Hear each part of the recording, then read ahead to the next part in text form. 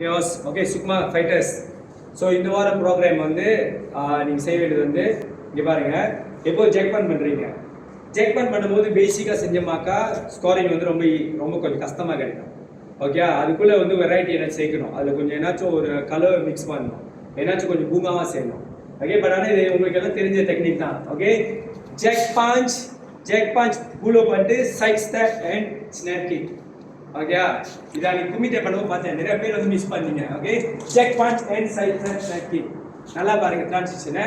ஜெக் punch side step and snap kick. Okay, இது train பண்ணுங்க. முடிஞ்சாக ட்ரெயின் பண்ணி வீடியோ அப்லோட் பண்ணுங்க.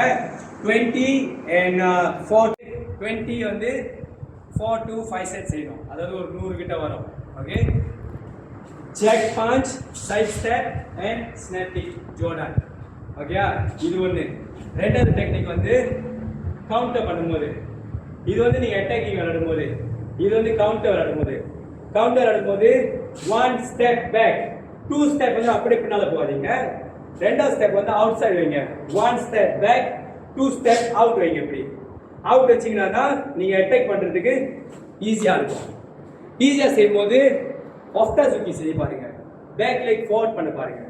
ஓகே, பாருங்க ராஃப்லி இங்கே 1 2 and 3. நல்லா பாருங்க. 1 2 இங்க சைடுல போய் கம்பேக் பண்ணுங்க.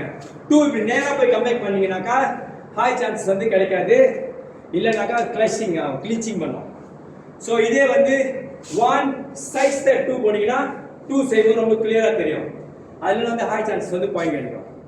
ஓகே, இதுக்கு இடையில செவத்தை பிடிச்சிட்டு ஜஸ்ட் கீப் கிக்கிங். 50 தடவை 4 செட்டு செய்யறது காலை ஃப்ளெக்சிபிள் ஆகும். சுக்மா ஃபைட்டர்ஸ்க்கு லேக் ஸ்விங் டெய்லி செஞ்சுட்டு ஒரு 20-30 செட்டு, 20 ரிப்பீட்டேஷன் வந்து 3 செட்ஸு. ஓகே, இன்வர்ட் ஸ்விங், அப்புறம் வந்து பேக்வர்ட் ஸ்விங், அப்புறம் வந்து ஃப்ரண்ட்வர்ட் ஸ்விங், இதெல்லாம் செஞ்சீங்கன்னா ஓகே.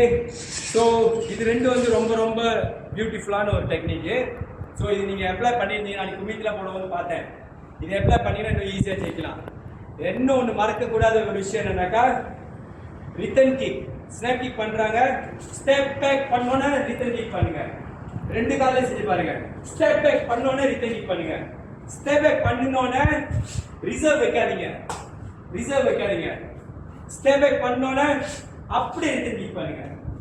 இன்னும் பெஸ்ட், ஸ்டெப் பேக் பண்ணோன்னே ஸ்லைட் பண்ண முடிச்சா ஸ்னாப் கிக் இன்னும் பெட்டரா இருக்கும். அப்படியே ஸ்லைட் பண்ணுங்க. ஓகே.